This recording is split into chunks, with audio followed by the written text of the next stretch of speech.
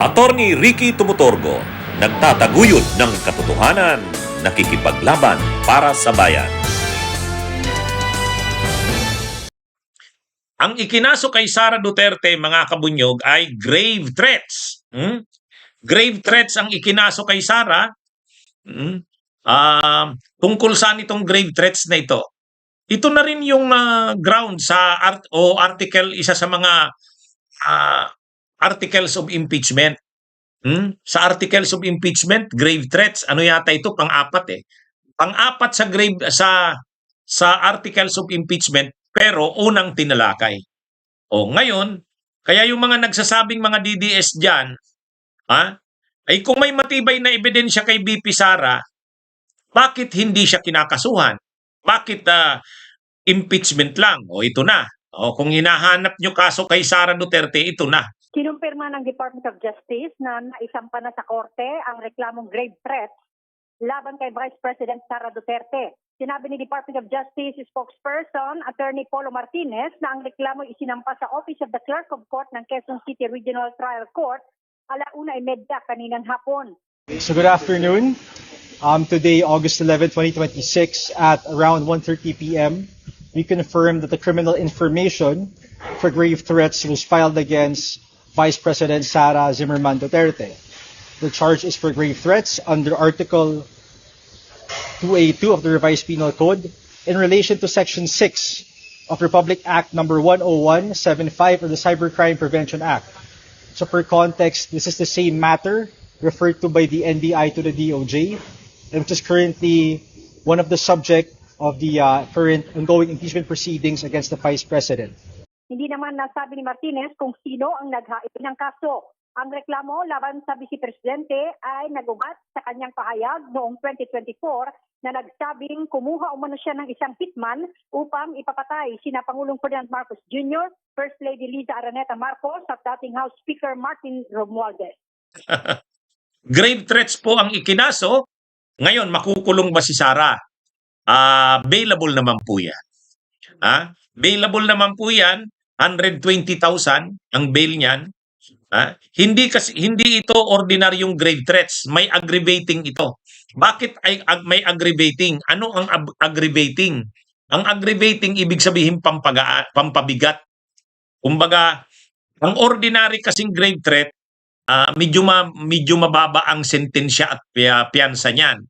Pero ito, may aggravating circumstance ito. Ano ang aggravating dito?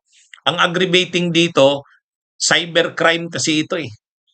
Ginawa niya kasi yung krimen na yan online. Di ba yung pagbabanta niya, ginawa niya online? Kaya pasok ito, in relation ito sa cybercrime. So dahil pasok ito sa cybercrime, tapos grave threat sa revised penal code, kaya ang lumalabas dito, aggravated yung kasong ito. Mas mabigat kaysa ordinaryong grave threat. Bakit mas mabigat? 1 degree higher pa ng penalty ito dahil nga na-commit ito sa pamamagitan ng internet cybercrime. Kaya ano ito mga kabunyog, mga kababayan. Ngayon, kung titingnan natin, bailable naman ito. Bailable. Pero kahit bailable yan, ang malinaw dito, pinapakita na dito na hindi siya immune from suit. So, ang significance ng kasong ito, kahit sabihin pang bailable ito, ang malinaw dito, pinakita dito na kahit pa siya vice presidente, kahit pa siya impeachable official, hindi siya immune from suit. Pwede siyang kasuhan. Ayan mga kabunyog, mga kababayan. Kaya ano na ito, anong magiging significance niyan? Ang magiging significance niyan, simula na yan ng sunod-sunod pang kasong kriminal. Kumbaga, kung ito bailable ito, ay paano yung plunder? Paano yung plunder? Susunod na dito, plunder na eh. Ang maganda dito kasi, naipakita dito na hindi immune ang Vice President from suit. Yan ang pinakita dyan. Kaya kahit pa makapagpiyansa siya, kasi bailable naman yan, ang importante dyan na ipakita na Kasi maraming nagsasabi, lalo sa mga DDS, bailable, ano naman yan? Immune yan from suit ang Vice President. Mali. hindi immune from suit ang Vice President. Ha? Actually, hindi na yan simpleng reklamo lang. Kaso na yan kasi korte na yan . Ang criminal complaint kapag nagsisimula pa lang ang kaso sa DOJ. Ang DOJ magsasagawa ng preliminary investigation. Ito hindi na. Tapos na ang preliminary investigation dito sa korte na ito. Kaya criminal case na ito. Kaya may ano na yan, may titulo na yan, People of the Philippines versus Sara Duterte. Ayan na yan mga kabunyog. Ano yung grave threats na yan? Yung pagbabanta niya kay Pangulong Marcos na mayroon na siyang kinausap na papatay dito kapag may nangyari sa kanya, may kinausap na rin siyang papatay kay Pangulong Marcos, kay First Lady Lisa Araneta. So, yan yung grave threats doon. So, ang makikita natin dito mga kabunyog, dito sa impeachment trial, so hindi ngayon masasabi ng mga senator judges dito sa impeachment trial, hindi nila masasabi na walang ebidensya kay Sara sa grave threats. Bakit? Nandun na nga sa korte. Nandun na nga sa korte. Paano mo masasabing walang ebidensya? Nandun na nga sa korte. Kaya lang, ang pagkakaiba nito mga kabunyuga, ilinaw ko lang, pareho grave threats. Bakit sinampahan siya sa impeachment trial, tapos mayroon pang criminal case ngayon sa korte? Magkaiba po yun. Yung ginawa ni Sara na pagbabanta sa buhay ng Pangulo, First Lady, at kay dating Speaker Martin Romualdez, dahil Vice President siya, dapat tanggalin siya dahil sa ginawa niya na yon.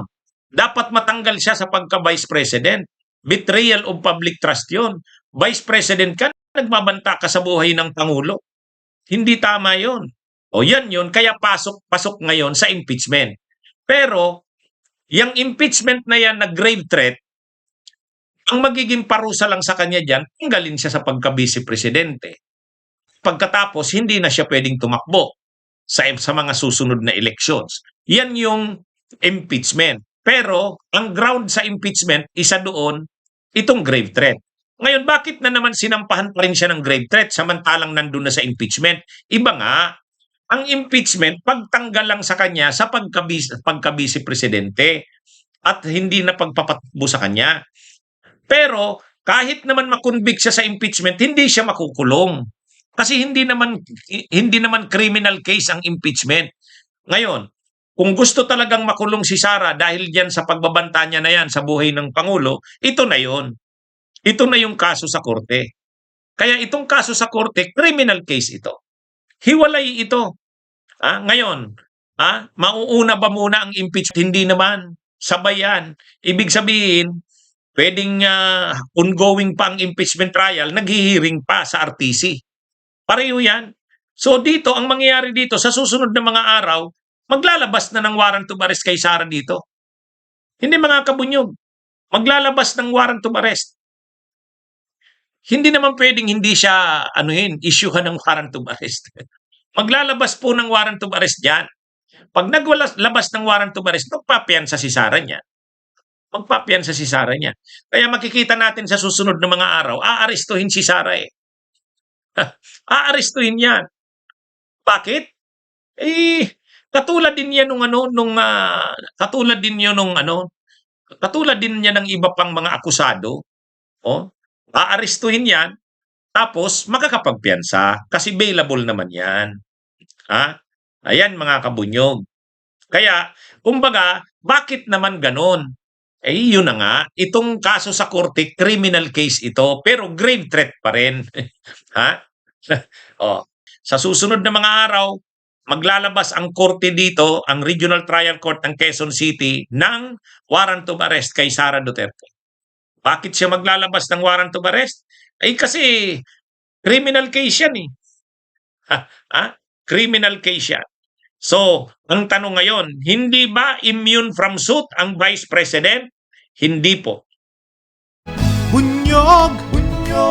Halikan na kasama ka, Bunyog. Kapag buklod ay may pag-asa, Luzon, Visayas, Mindanao, isa ang pananaw. Sa bagong Pilipinas ang bunyog isisigaw. Bunyog.